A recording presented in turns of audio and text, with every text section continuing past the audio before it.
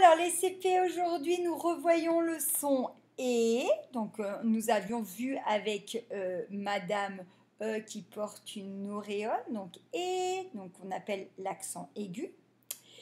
Mais on va l'écrire d'une autre façon. Donc, il y a des mots où on entend le son et, mais ça s'écrit EZ, donc là en script et là en cursive, ou ER en script et en cursive. Donc on en a vu déjà de nombreuses fois dans les textes qu'on lisait en littérature, mais là on va particulièrement travailler ce son. Donc la semaine dernière nous avions travaillé le son E, donc soit avec un accent grave, l'accent circonflexe, soit AI, EI et ET. Donc là nous voyons E avec EZ et ER. Donc, Madame E reçoit chez elle des invités, le robinet et le zibulus. Elle a laissé son anneau au porte-manteau. Mais comme elle adore chanter, elle leur demande de chanter avec elle. Et ils acceptent de chanter, mais seulement à la fin des mots. Donc ça va faire et seulement à la fin des mots, comme le nez ou le panier. Donc tu mets ton accent en avant comme le et.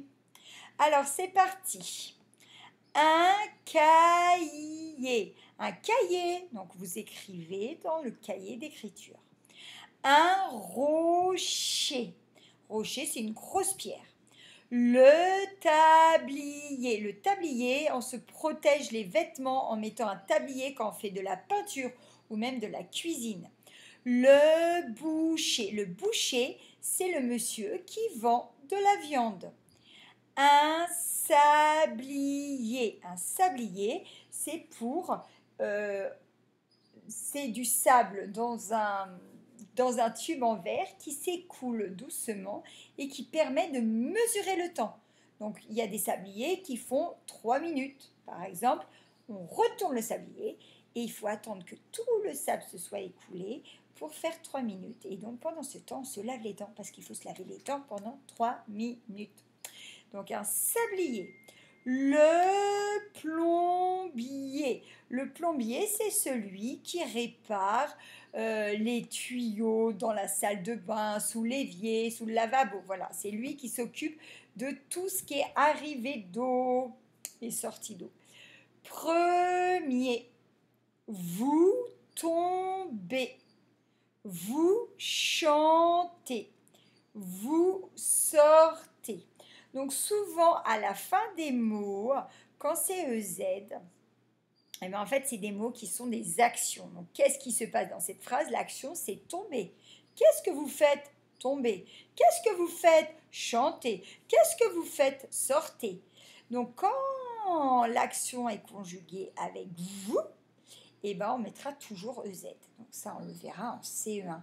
Mais on sait maintenant que EZ se lit E.